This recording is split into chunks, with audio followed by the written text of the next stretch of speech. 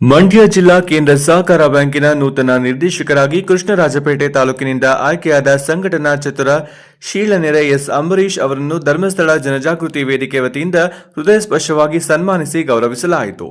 ಕೃಷ್ಣರಾಜಪೇಟೆ ಪಟ್ಟಣದ ರಾಮದಾಸ್ ಹೋಟೆಲ್ನಲ್ಲಿ ನಡೆದ ಶ್ರೀ ಕ್ಷೇತ್ರ ಧರ್ಮಸ್ಥಳ ಗ್ರಾಮಾಭಿವೃದ್ಧಿ ಯೋಜನೆಯ ಸೇವಾ ಪ್ರತಿನಿಧಿಗಳ ಪ್ರಗತಿ ಪರಿಶೀಲನಾ ಸಭೆಯಲ್ಲಿ ಡಿಸಿಸಿ ಬ್ಯಾಂಕ್ ನಿರ್ದೇಶಕರಾಗಿ ಆಯ್ಕೆಯಾದ ಧರ್ಮಸ್ಥಳ ಜನಜಾಗೃತಿ ವೇದಿಕೆ ಸದಸ್ಯ ಶೀಲನೆರೆ ಅಂಬರೀಶ್ ಅವರನ್ನು ಸನ್ಮಾನಿಸಿ ಗೌರವಿಸಿ ಮಾತನಾಡಿಸಿದರು.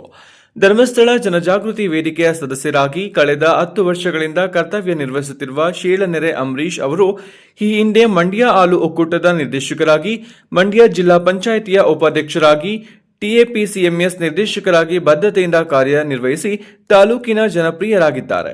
ಧರ್ಮಸ್ಥಳ ಕ್ಷೇತ್ರದ ಆರಾಧ್ಯ ದೈವರಾಗಿರುವ ಶ್ರೀ ಮಂಜುನಾಥ ಸ್ವಾಮಿಯು ಅಂಬರೀಶ್ ಅವರಿಗೆ ಇನ್ನೂ ಹೆಚ್ಚಿನ ಅಧಿಕಾರವನ್ನು ನೀಡಿ ಅರಸಿ ಆಶೀರ್ವದಿಸಲಿ ಎಂದು ಧರ್ಮಸ್ಥಳ ಗ್ರಾಮೀಣಾಭಿವೃದ್ಧಿ ಯೋಜನೆಯ ಜಿಲ್ಲಾ ನಿರ್ದೇಶಕ ಡಾ ಯೋಗೇಶ್ ಶುಭ ಹಾರೈಸಿದರು.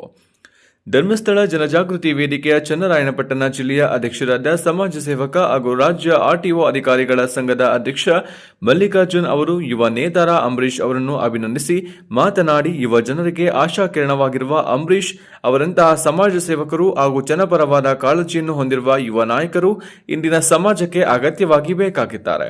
ಬಡವರು ಹಾಗೂ ದೀನದಲಿತರ ಸೇವೆಯನ್ನು ಭಗವಂತನನ್ನು ಕಾಣುವ ಪ್ರಾಮಾಣಿಕ ಪ್ರಯತ್ನವನ್ನು ಮಾಡುತ್ತಿರುವ ಅಂಬರೀಶ್ ಅವರು ಜಿಲ್ಲಾ ಬ್ಯಾಂಕ್ ಅಧ್ಯಕ್ಷ ಹುದ್ದೆ ಸೇರಿದಂತೆ ಇನ್ನು ಹೆಚ್ಚಿನ ಅಧಿಕಾರವನ್ನು ಹೊಂದುವ ಮೂಲಕ ಜನರ ಸೇವೆಯನ್ನು ಪ್ರಾಮಾಣಿಕವಾಗಿ ಮಾಡುವ ಶಕ್ತಿಯನ್ನು ದಯಮಾನವಾದ ಭಗವಂತರು ನೀಡಲಿ ಎಂದು ಶುಭ ಕೋರಿದರು. ಶ್ರೀ ಕ್ಷೇತ್ರ ಧರ್ಮಸ್ಥಳ ಗ್ರಾಮೀಣಾಭಿವೃದ್ಧಿ ಯೋಜನೆಯ ತಾಲೂಕು ಯೋಜನಾಧಿಕಾರಿ ತಿಲಕ್ ರಾಜ್ ಅವರು ಅಂಬರೀಶ್ ರನ್ನು ಅಭಿನಂದಿಸಿ ಮಾತನಾಡಿದರು. ಜನಜಾಗೃತಿ ವೇದಿಕೆಯ ಸದಸ್ಯರಾದ ಹುಣಸನಹಳ್ಳಿ ಪದ್ಮ, ಸುನೀತಾ ಕಿಕ್ಕೇರಿ, ಭಾಗದ ಯೋಜನಾಧಿಕಾರಿ ಪ್ರಸಾದ್ ಸೇರಿದಂತೆ ಸೇವಾ ಪ್ರತಿನಿಧಿಗಳು ಹಾಗೂ ವಿವಿಧ ಸಂಘ ಸಂಸ್ಥೆಗಳ ಪದಾಧಿಕಾರಿಗಳು ಕಾರ್ಯಕ್ರಮದಲ್ಲಿ ಭಾಗವಹಿಸಿದ್ದರು.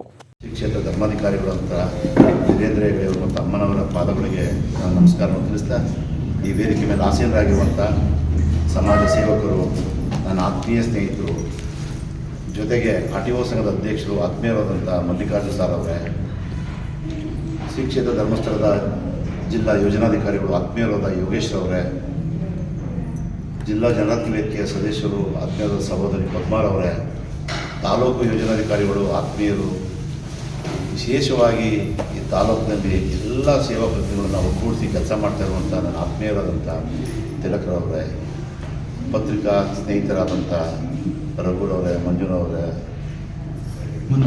ಮನೋರವರೇ, ಖಲೀಲವರೇ ಹಾಗೂ ಮಲ್ಲಿಕಾರ್ಜುನ ಸಂಘದ ಟ್ರಸ್ಟ್ನ ಅಧ್ಯಕ್ಷರಾದಂಥ ಮಹೇಶಣ್ಣವರೇ, ಎಲ್ಲ ಸೇವಾ ಪ್ರತಿನಿಧಿಗಳೇ, ಎಲ್ಲ ಸೇವಾ ಪ್ರತಿನಿಧಿಗಳೇ, ನನಗೆ ಈ ಸನ್ಮಾನದ ಅವಶ್ಯಕತೆ ಇರಲಿಲ್ಲ.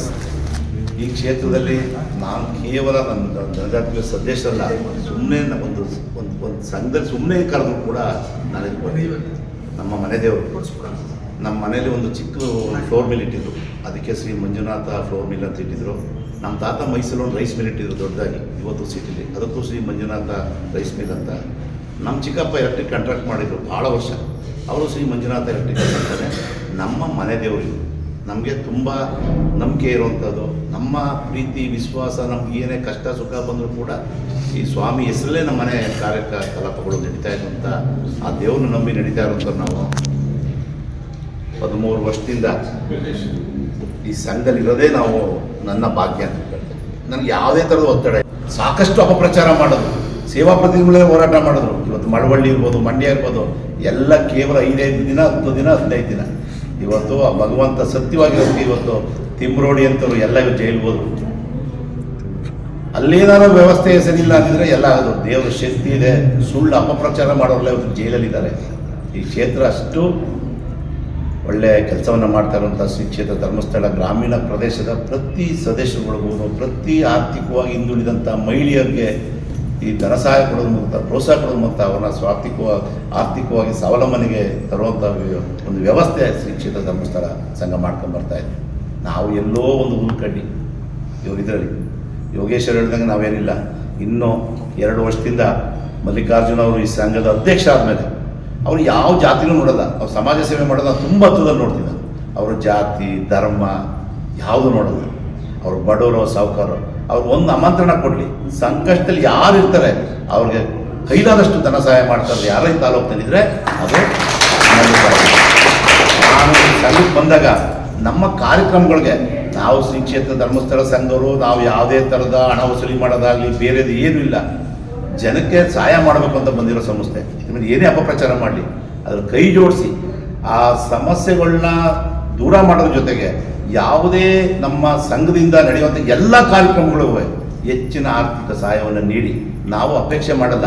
ಅವರೇ ನಾನು ಇದನ್ನು ಮಾಡ್ತೀನಿ, ನಾನು ಅದನ್ನು ಮಾಡ್ತೀನಿ, ಬಂದಂಥವ್ರಿಗೆ ನಮ್ಮ ಶ್ರೀಶಕ್ತಿ ಸದಸ್ಯಗಳಿಗೆ ನೋವಾಗಬಾರ್ದು ಅಂತ ಹೇಳಿ ತಿಲಕರಾಜ್ ಹತ್ರ ಮಾತಾಡ್ತಾರೆ, ನಮ್ಮ ಯೋಗೇಶ್ವರ ಹತ್ರ ಮಾತಾಡ್ತಾರೆ, ನಿರಂತರ ಟಚ್ಚಲ್ಲಿರ್ತಾರೆ. ಅವರ ಉದ್ದೇಶ ಇವತ್ತು ಮಹಿಳೆಯರು ಸಬಲೀಕರಣ ಆಗಬೇಕು, ಅವರು ಆರ್ಥಿಕವಾಗಿ ಮೇಲ್ಕೊಡ್ಬೇಕು.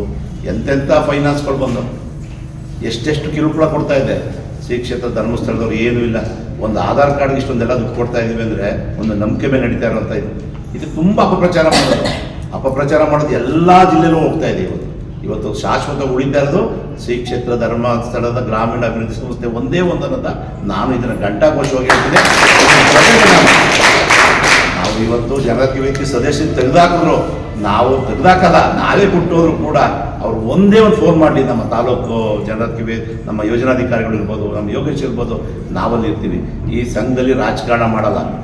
ನಾವಾಗಲಿ ಮಲ್ಲಿಕಾರ್ಜುನಲ್ಲಿ ಪದ್ಮಾವರಾಗಲಿ ಯಾರಿದ್ದಾರೆ, ನಮ್ಗೆ ರಾಜಕಾರಣದ ಅವಶ್ಯಕತೆ ಇಲ್ಲ.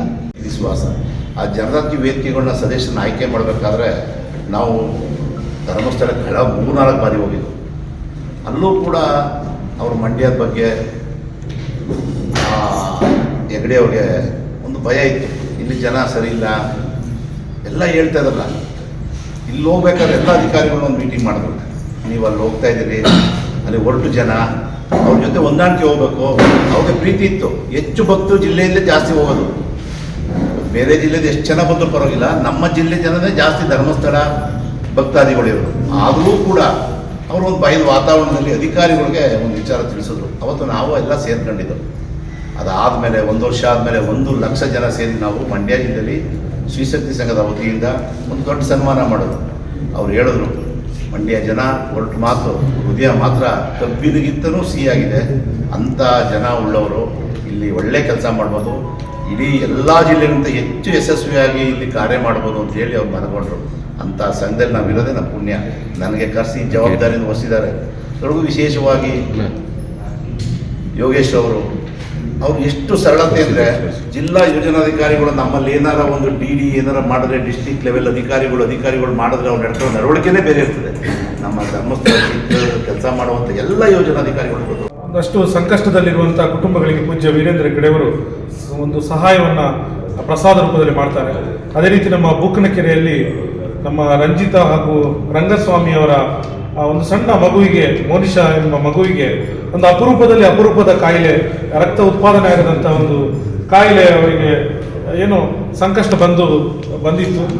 ಅದರಲ್ಲಿ ಸುಮಾರು ಅದರ ಟ್ರೀಟ್ಮೆಂಟ್ ವೆಚ್ಚ 35 ಲಕ್ಷದವರೆಗೆ ಟ್ರೀಟ್ಮೆಂಟ್ ವೆಚ್ಚ ಅಂತೇಳಿ ಡಾಕ್ಟರ್ ಅವರಿಗೆ ಒಂದಷ್ಟು ವರದಿಗಳನ್ನು ಕೊಟ್ಟಿದ್ದಾರೆ. ಈ ನಿಟ್ಟಿನಲ್ಲಿ ನಮಗೆ ಮುಖ್ಯ ಪವರ್ ಟಿವಿ ವರದಿಗಾರರು ಮನು ಅವರು ಇದನ್ನು ನಮಗೊಂದು ತಿಳಿಸಿದ್ರು, ಸರ್ ಈಗ ಒಂದು ಏನಾದರೂ ಒಂದು ಹೆಲ್ಪ್ ಮಾಡಿ ಅಂತೇಳಿ. ಆಗ ನಾವು ಮತ್ತೆ ಅವರನ್ನು ಭೇಟಿ ಆದಾಗ ನಮಗೆ ಅವರು ಚಿರಪರಿಚಿತರು. ಏನು ಅಂತ ಹೇಳಿದ್ರೆ, ರಂಗಸ್ವಾಮಿ ಅವರು ನಮ್ಮ ಮಧ್ಯವರ್ಜನ ಶಿಬಿರ ಆದಾಗ 64 ಜನರಿಗೆ ಉಚಿತವಾಗಿ ಏನು ಕ್ಷೌರದ ಸೇವೆಯನ್ನು ಮಾಡಿದ್ದಾರೆ. ಅವರು ನಮಗೆ ನಿಜವಾಗಿ ಅಂತ ಒಬ್ಬ ವ್ಯಕ್ತಿಗೆ ಇಂಥ ಸಂಕಷ್ಟ ಬಂತಲ್ಲ ಅಂತ ನಮಗೆ ಕೂಡ ತುಂಬ ಬೇಸರ ಆಗಿತ್ತು. ಎಲ್ಲ ವರದಿಗಳನ್ನು ಕೊಟ್ಟು ನಾವು ಕ್ಷೇತ್ರಕ್ಕೆ ಕಳಿಸಿಕೊಟ್ಟಿದ್ದು ಪೂಜ್ಯ ವೀರೇಂದ್ರ ಹೆಗ್ಗಡೆಯವರು ಅವರ ಸಂಕಷ್ಟವನ್ನು ಮನಗಂಡು 25,000 ರೂಪಾಯಿಯನ್ನು ಪೂಜ್ಯರು ಅಲ್ಲಿಂದ ಅವರಿಗೆ ನೆರವನ್ನು ಒದಗಿಸಿಕೊಟ್ಟಿದ್ದಾರೆ. ದಯವಿಟ್ಟು ಅವರು ಬಂದು ಇಲ್ಲಿ ವೇದಿಕೆಯಿಂದ ನೆರವನ್ನು ಮಂಜೂರಾತಿ ಪತ್ರವನ್ನು ಪಡ್ಕೊಳ್ಬೇಕು ಅಂತ ಕೇಳಿಕೊಳ್ತಾ ಇದ್ದೇನೆ. ಪದ್ಮಾ ಮೇಡಮ್ ಅವರನ್ನು ಕೂಡ ಗೌರವಿಸಿಕೊಂಡು ನಮ್ಮ ಯೋಜನಾಧಿಕಾರಿಗಳಿಗೆ, ನಮ್ಮ ಏನು ಪತ್ರಿಕಾ ಮಾಧ್ಯಮದ ಮಿತ್ರರಿಗೆ, ಅವರನ್ನೆಲ್ಲರನ್ನು ಕೂಡ ಗೌರವಿಸಿಕೊಂಡು, ಅದೇ ರೀತಿ ನಮ್ಮ ಕಾರ್ಯಕರ್ತರು ಕೂಡ ಒಂದು ಸಭೆಯನ್ನು ಇವತ್ತು ನಾವು ಕರೆದಿದ್ದೇವೆ. ಬಂದಿರತಕ್ಕಂಥ ಎಲ್ಲ ಕಾರ್ಯಕರ್ತರನ್ನು ಕೂಡ ನಾನು ಗೌರವಿಸಿಕೊಂಡು, ಬಹುಶಃ ನಾನು ಅಂಬರೀಶ್ ಸರ್ ಬಗ್ಗೆ ನಾವು ಹೇಳೋದಿದ್ರೆ, ಅವರು KR ಪೇಟೆಯಲ್ಲಿ ಅವರು ಕೂಡ ಒಂದು ರೀತಿಯಲ್ಲಿ ಒಂದು ಏನು MLA ಇದ್ದ ಹಾಗೆ ಅಷ್ಟು ಅವರಿಗೆ ಒಂದು ಜನಪ್ರಿಯತೆ ಇದೆ. ಅವರಿಗೆ ಅವರ ಬಗ್ಗೆ ಗೊತ್ತಿಲ್ಲದವರು ಯಾರೂ ಕೂಡ ಇಲ್ಲ. ಪ್ರಾರಂಭದಲ್ಲಿ ನಾವು ಇಲ್ಲಿ ಗ್ರಾಮಾಭಿವೃದ್ಧಿ ಯೋಜನೆಯನ್ನು ಪ್ರಾರಂಭ ಮಾಡುವಾಗ ಬಹುಶಃ ಈ ಜಿಲ್ಲೆಗೆ ಬಂದಾಗ ನನಗೆ ಯಾರ ಪರಿಚಯವೂ ಕೂಡ ಇಲ್ಲ, ಇಲ್ಲಿ ಯೋಜನೆಯೂ ಕೂಡ ಇರಲಿಲ್ಲ, ನನಗೆ ಪರಿಚಯ ಇರಲಿಲ್ಲ. ಆದರೆ ನಾವು ಗ್ರಾಮಕ್ಕೆ ಹೋಗಿ ಒಂದು ಗಣ್ಯರು ಯಾರಿದ್ದಾರೆ ಅಂತೆಲ್ಲ ಪಟ್ಟಿಯನ್ನೆಲ್ಲ ತಗೊಳ್ಳುವಾಗ ಕೆಲವರ ವಿಷಯವನ್ನ ಹೇಳಿದಾಗ ನಾವು ಅವರನ್ನು ಹೋಗಿ ಭೇಟಿಯನ್ನು ಕೊಟ್ಟಾಗ ಬಹುಶಃ ಬಹಳ ಆತ್ಮೀಯತೆಯಿಂದ, ಅದರಲ್ಲಿ ಕೂಡ ಮಂಡ್ಯ ಜಿಲ್ಲೆಯಲ್ಲಿ ಇರ್ತಕ್ಕಂಥ ಎಲ್ಲ ಗಣ್ಯರು ಅಥವಾ ಸಮಾಜ ಸೇವಕರು ಪ್ರತಿಯೊಬ್ಬರು ಕೂಡ ಆ ಸಂದರ್ಭಗಳಲ್ಲಿ 13 ವರ್ಷಗಳ ಹಿಂದೆಯೂ ಕೂಡ ನಮಗೆ ಅತ್ಯಂತ ಕ್ಷೇತ್ರದ ಮೇಲೆ ಪೂಜ್ಯರ ಮೇಲೆ ಗೌರವ ಬಿಟ್ಟು ನಮ್ಮ ಸಂಸ್ಥೆಯ ಕಾರ್ಯಕ್ರಮವನ್ನು ಮಾಡುವಾಗ ಯಾವ ರೀತಿ ನಮಗೆ ಸಹಕಾರವನ್ನು ಕೊಟ್ಟರು ಅಂತ ಹೇಳಿದ್ರೆ, ನಾವು ಗ್ರಾಮಗಳಲ್ಲಿ ಈ ಯೋಜನೆಯ ಕಾರ್ಯಕ್ರಮವನ್ನು ಜನತೆಗೆ ತಿಳಿಸಬೇಕು ಅಂತ ಹೇಳುವಾಗ ಒಂದು ಸಮಾಲೋಚನಾ ಸಭೆಗಳನ್ನೆಲ್ಲ ನಾವು ಮಾಡ್ತಾ ಇದ್ದೀವಿ. ಆ ಸಮಾಲೋಚನಾ ಸಭೆಗಳನ್ನು ಮಾಡುವಾಗ ಗಣ್ಯರ ದಂಡುಗಳೇ ನಮಗೆ ಬರ್ತಾ ಇತ್ತು. ಬಹುಶಃ ಅವತ್ತಿನಿಂದ ನಮಗೆ ಇಡೀ ಜಿಲ್ಲೆಯಲ್ಲಿ ಗಣ್ಯರ ಪರಿಚಯ, ರಾಜಕೀಯದವರ ಪರಿಚಯ ಎಲ್ಲ ಆಗಿ ಇವತ್ತು ನಮ್ಮ ಸಂಸ್ಥೆ ಬಹಳ ದೊಡ್ಡ ಹೆಮ್ಮರವಾಗಿ ಇವತ್ತು ಬೆಳೆದಿದೆ. ಅದಕ್ಕೆಲ್ಲ ಕಾರಣ ಏನು ಅಂತ ಹೇಳಿದ್ರೆ, ಇಲ್ಲಿರ್ತಕ್ಕಂಥ ಗಣ್ಯರು, ಇಲ್ಲಿರ್ತಕ್ಕಂಥ ಸಮಾಜ ಸೇವಕರು. ಅದರಲ್ಲಿ ಓರ್ವ ವ್ಯಕ್ತಿ ಯಾರು ಅಂತ ಹೇಳಿದ್ರೆ, KR ಪೇಟೆ ಭಾಗಕ್ಕೆ ಬಂದಾಗ ನಮಗೆ ತಟ್ಟನೆ ಆ ಸಂದರ್ಭದಲ್ಲಿ ನೆನಪಾಗ್ತಾ ಇದ್ದದ್ದು ಯಾರದು ಅಂತ ಹೇಳಿದ್ರೆ ಅದು ಅಂಬರೀಶ್ ಸರ್ ಅವರು ಆ ಸಂದರ್ಭಗಳ 13 ವರ್ಷಗಳ ಹಿಂದೆ ಅವರಿಗೆ ಈ ತಾಲೂಕಿನಲ್ಲಿ ಬಹಳ ದೊಡ್ಡ ಹೆಸರಿತ್ತು. ಬಹುಶಃ ಅವರು ಬೇರೆ ಬೇರೆ ಇದರಲ್ಲಿ ಅವರು ಕೆಲಸವನ್ನ ಮಾಡ್ತಾ ಇದ್ದವರು, ಬೇರೆ ಬೇರೆ ಸಂಸ್ಥೆಗಳಲ್ಲಿ ಅವರು ಕೆಲಸವನ್ನ ಮಾಡ್ತಾ ಇದ್ದವರು. ಆವತ್ತಿನಿಂದ ಇವತ್ತಿನವರೆಗೆ ಕೂಡ ಆವತ್ತು ಹೇಗೆ ನಮ್ಮ ಜೊತೆಯಲ್ಲಿ ಒಂದು ಸಂಪರ್ಕ ಸಂಬಂಧವನ್ನು ಇಟ್ಕೊಂಡಿದ್ದಾರ. ಮಂಡ್ಯ ಜಿಲ್ಲಾ ಕೇಂದ್ರ ಸಹಕಾರ ಬ್ಯಾಂಕಿನ ನೂತನ ನಿರ್ದೇಶಕರು ಆತ್ಮೀಯವಾದಂಥ ಶ್ರೀಯುತ ಶೀಲನೆರೆ ಅಂಬರೀಶ್ ಅವರಿಗೆ ಈ ವೇದಿಕೆಯಲ್ಲಿ ಒಂದು ಅಭಿನಂದನಾ ಕಾರ್ಯಕ್ರಮವಾಗಿ ಮಾರ್ಪಾಡಾಗಿ ಇಲ್ಲಿ ಅವರಿಗೆ ಅಭಿನಂದಿತರನ್ನ ವೇದಿಕೆಯಲ್ಲಿ ಸನ್ಮಾನಿಸಿ ವೇದಿಕೆಯಲ್ಲಿ ಆಸೀನರಾಗಿದ್ದಾರೆ. ಅವರನ್ನ ನಾವು ಈ ವೇದಿಕೆಯಲ್ಲಿ ಆಸೀನರಾಗಿ ಅವ್ರನ್ನ ಕರೀಲಿಕ್ಕಿಂತ ಹೆಚ್ಚಾಗಿ ಬಹಳಷ್ಟು ದಿನ ಆಯಿತು. ಡಿಸೆಂಬರ್ನಲ್ಲಿ ಎಲೆಕ್ಷನ್ ಆಗಿತ್ತು. ಡಿಸೆಂಬರಲ್ಲಿ ಎಲೆಕ್ಷನ್ ಕಳೆದ ನಂತರ ಬಹುಶಃ ಪಾಪ ಅವರು ಒಂದು 6 ತಿಂಗಳು ಚುನಾವಣೆಗಿಂತ ಮುಂಚೆ 6 ತಿಂಗಳಿಂದಲೂ ಕೂಡ ಸತತವಾದಂಥ ಒಂದು ನಿತ್ಯ ನಿರಂತರವಾದಂಥ ಪ್ಯಾಕ್ ಸೊಸೈಟಿಗಳಿಂದ ಬ್ಯುಸಿಯಾದಂಥ ಮನುಷ್ಯ ಬಹುಶಃ ಇವತ್ತೇ ನಮ್ಮ ಕೈಗೆ ಸಿಕ್ಕಿರೋಂಥದ್ದು. ಬಹುತೇಕ ಹೆಚ್ಚು ಕಡಿಮೆ ಒಂದು 7-8 ತಿಂಗಳು.